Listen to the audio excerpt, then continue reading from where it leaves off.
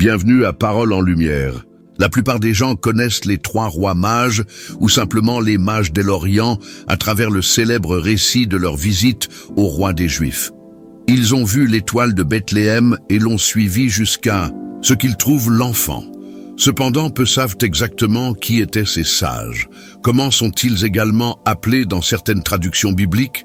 Dans cette vidéo, vous découvrirez qui étaient ces personnages énigmatiques et tous les détails connus à leur sujet. N'oubliez pas d'aimer, commenter et de vous abonner à la chaîne. L'identité mystérieuse des trois rois mages dans le christianisme.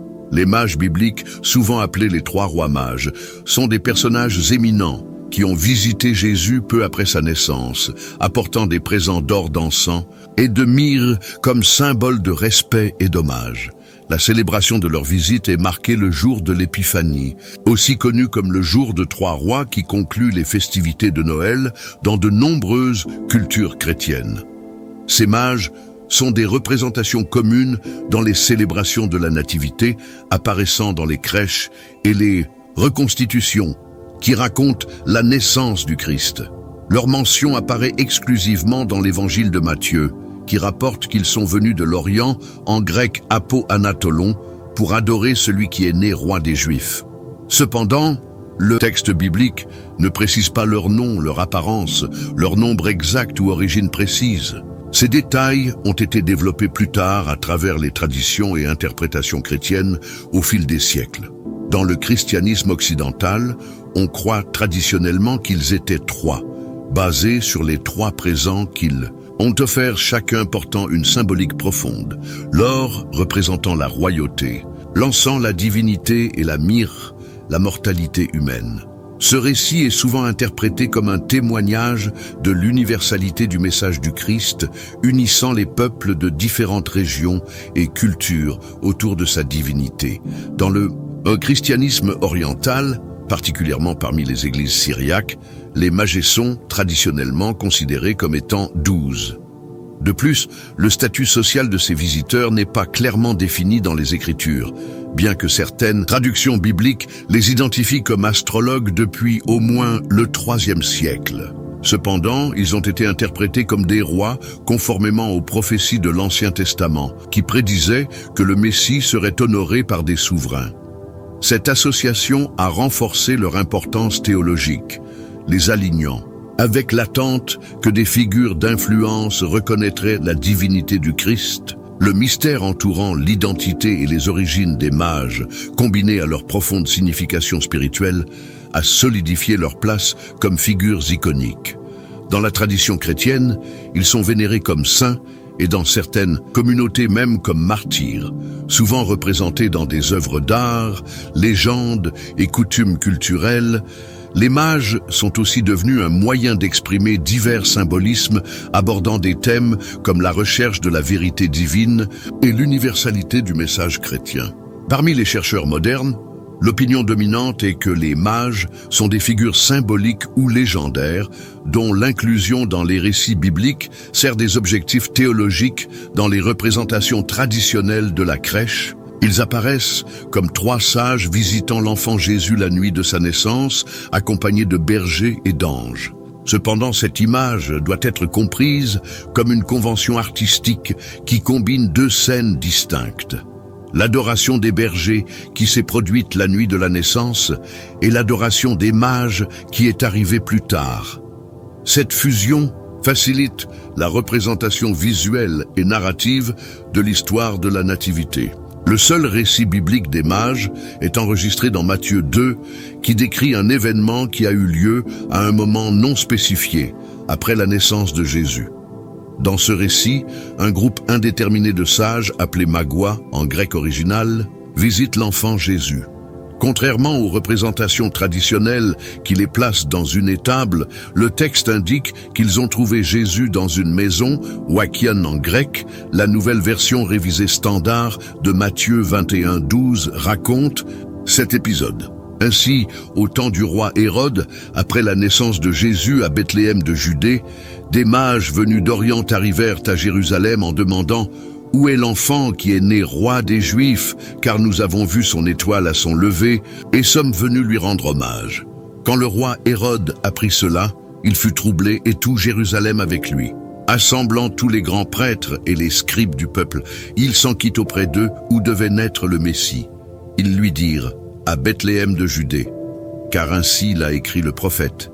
Et toi, Bethléem, terre de Juda, tu n'es certainement pas la moindre parmi les principales villes de Juda, car de toi sortira un chef qui paîtra Israël, mon peuple. Alors Hérode fit appeler secrètement les mages, et se fit préciser par eux le temps de l'apparition de l'étoile. Puis il les envoya à Bethléem, disant, « Allez vous informer avec précision sur l'enfant, et quand vous l'aurez trouvé, faites-le-moi savoir, pour que j'aille aussi lui rendre hommage. » Sur ces paroles du roi, ils partirent, et voici que l'étoile qu'ils avaient vue à son lever les précédait. Elle vint s'arrêter au-dessus de l'endroit où se trouvait l'enfant. À la vue de l'étoile, ils se réjouirent d'une très grande joie, et entrant dans la maison, ils virent l'enfant avec Marie, sa mère, et tombant à genoux, ils se prosternèrent devant lui. Puis ouvrant leur trésor, ils lui offrirent en présent de l'or, de l'encens et de la myrrhe. Avertis en songe de ne pas retourner chez Hérode, ils regagnèrent leur pays par un autre chemin. Le récit biblique ne précise pas l'intervalle exact entre la naissance de Jésus et la visite des mages. Cependant, la proximité des dates traditionnelles du 25 décembre Noël et du 6 janvier, Épiphanie, et les représentations artistiques suggèrent souvent que la visite eut lieu le même hiver que la naissance. Malgré cela, les traditions ultérieures ont varié, et certaines considèrent que les mages auraient pu arriver jusqu'à 2 ans après la naissance. Cet intervalle plus long est souvent associé à l'ordre d'Hérode enregistré dans Matthieu 216. Pour le massacre de tous les garçons jusqu'à 2 ans, une tentative d'éliminer toute menace pour son règne. Certains commentateurs modernes, détachés des traditions liturgiques, proposent diverses durées pour la visite des mages. Dans le récit de Matthieu, les mages sont mentionnés à nouveau au verset 16 en lien avec leur décision d'éviter Hérode après avoir trouvé Jésus. Cette décision, combinée à ce qu'Hérode avait appris sur l'étoile lors de sa précédente rencontre avec les sages, conduisit à sa réponse violente. L'étoile qui guida les mages devint connue comme l'étoile de Bethléem et est largement étudiée tant en théologie qu'en astronomie, représentant un phénomène mystérieux et significatif, bien que le texte ne fournisse pas de détails supplémentaires sur la nature de cette étoile. Elle reste un symbole central dans le récit chrétien évoquant le thème de la guidance divine, quand nous abordons les identités et les origines des 3 rois mages, aussi connus comme les 3 mages d'Orient. Nous rencontrons un mystère. La véritable identité de ces hommes reste inconnue, car diverses traditions fournissent différents récits de leurs origines des peuples et nations dont ils seraient issus et des noms qui leur sont attribués. Bien que les Écritures ne révèlent pas leur nom ou origine, de nombreuses traditions et légendes à travers l'histoire ont cherché à combler ces lacunes.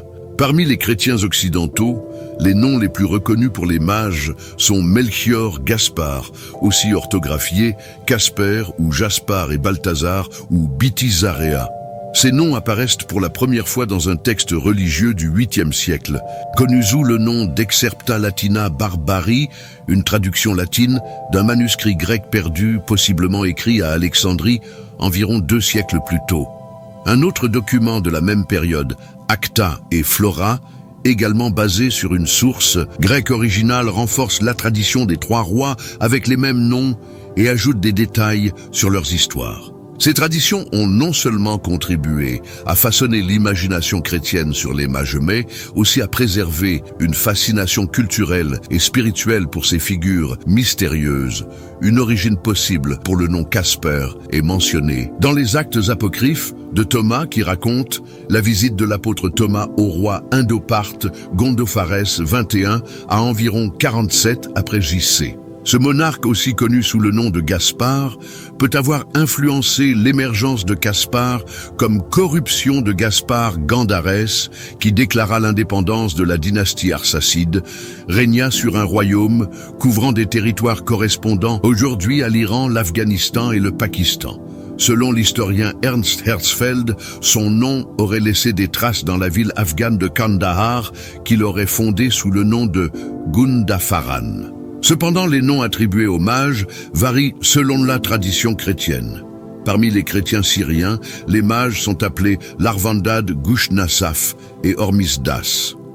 Dans l'église orthodoxe éthiopienne, ils sont nommés Hor Karsoudan et Bazanater, tandis que les catholiques arméniens les appellent Kagba Badadilma et Badada Karida parmi les chrétiens chinois.